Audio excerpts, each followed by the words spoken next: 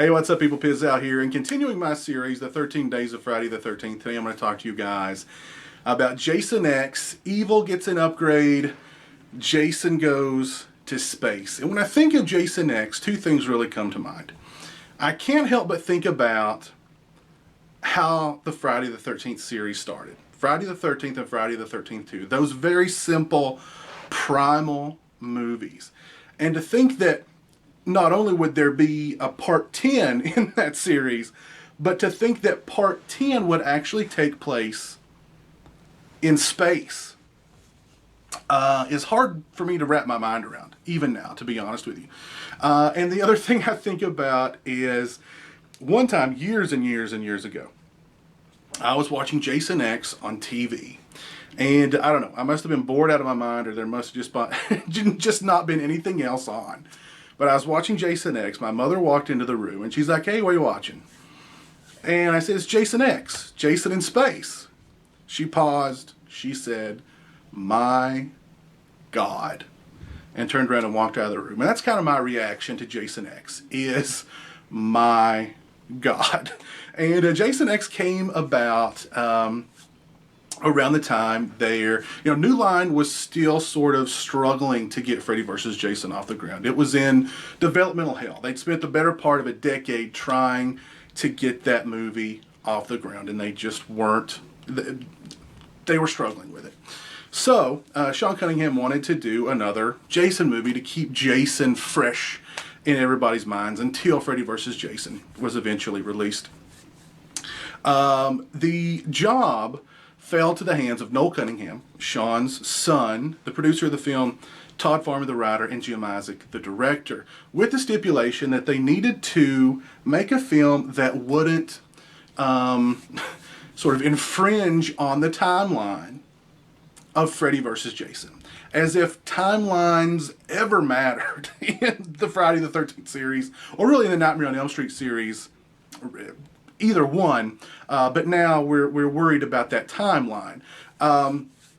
So they had a brainstorming session, and they came out of it with the idea of Jason in space. I find it hard to believe that they were that bereft of ideas that they would throw out Jason in space. Or at least I hope that it wasn't a sincere Jason in space. That it was just sort of like a joke that's just they kind of ran with and thought, hey, let's sort of, let's do a treatment and let's see if it won't get the creative juices flowing, and, maybe something will come of it. And then they realized, hey, this isn't bad. Let's try it. Maybe we can break the space jinx, the slasher in space jinx. Maybe we can break it. And this was also around the time too where it just seemed like there was just this explosion of horror news websites.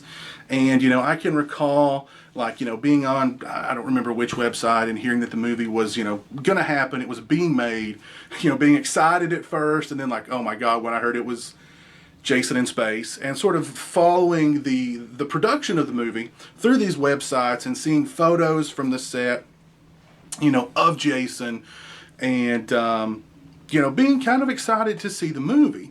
The movie was finished and nothing came about. It was never released. Now, what had happened was the brass who greenlit Jason X at New Line left. The new brass came in. They took a look at Jason X and they said, we'll put that on the shelf for a while. And the movie just sort of stayed on the shelf for quite a while. I managed to get my hand on a bootleg of the movie. A VHS bootleg. I don't remember how. I remember what my sources were at the time, but I got my hands on a bootleg of the movie, watched it, and yeah, my God was pretty much the response to that movie. Yeah, so I mean it's Jason in space, and I kind of kind of think of Jason X and Friday the 13th Part 8, Jason Takes Manhattan, kind of in the same vein, because they were both trying to do something different with Jason, to take Jason out of his comfort zone of Crystal Lake. Again, the fish out of water kind of scenario. And both films were really, I think, bit with the budget bug. Yes, they were ambitious But, when the budgets, came in, that ambition was, cut dramatically. And the thing that I noticed, and I just watched Jason X again the other day for the first time in a long time in its completion, and just how cheap the movie looks, how poor the production values are, how awful the sets look, how bad the CGI is in the movie. And this was, this wasn't necessarily in CGI's infancy, but it was kind of in the terrible twos stage of CGI. But there's so much CGI in Jason X, and most of it is just god awful. The movie just looks really, really, really cheap to me. It looks really low rent to me. From everything, like I said, production values, the sets, the CGI, everything. Even like the wardrobe. The clothing looks bad. The weapons that the grunts in the movie they use, they're like the most god awful looking, clunky, uncomfortable weapons to use you could imagine. It's just, I don't know. It's just bad. We get a lot of kills in the movie. We got a huge body count in the movie. We got some good practical effects. We got a lot of bloodshed in the movie, which I'll give them that. The characters I don't like in the film, none of the characters I like in the film, to be perfectly honest with you. Kane Hodder, this was Kane Hodder's sort of swan song as Jason, unfortunately.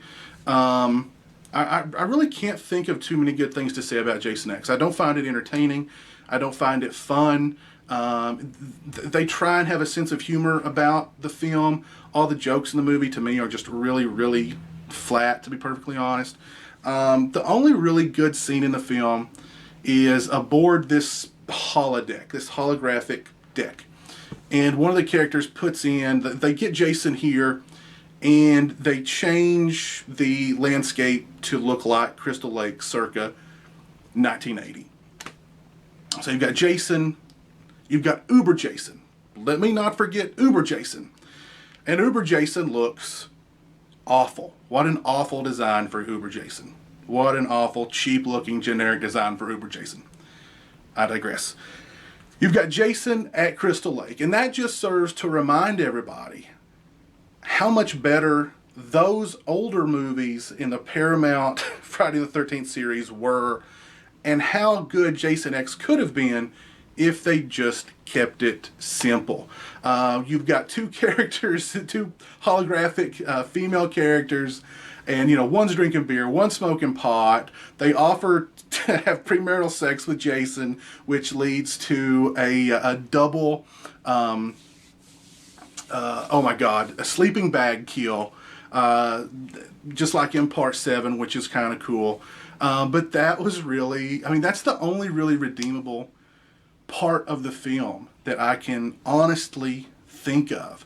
And I can totally understand why the movie didn't get an immediate release, and why when it did get a release, it got a very token, sort of quiet release, and the movie tanked.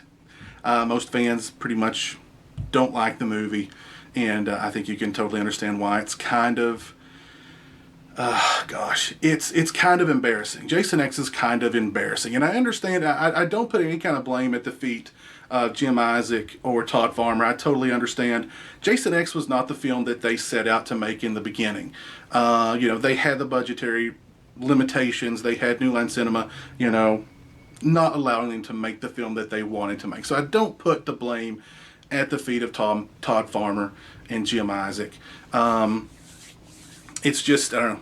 It's a bad movie. It's embarrassing. It's embarrassing. But yeah, let me know what you guys think of Jason X. Do you like Jason X? Do you hate Jason X? Are there any other, sort of redeeming qualities about the movie that I may have overlooked? Please share those with me in the comment section below. And until next time, when I come back at you with Freddy versus Jason, you guys take it easy. Peace.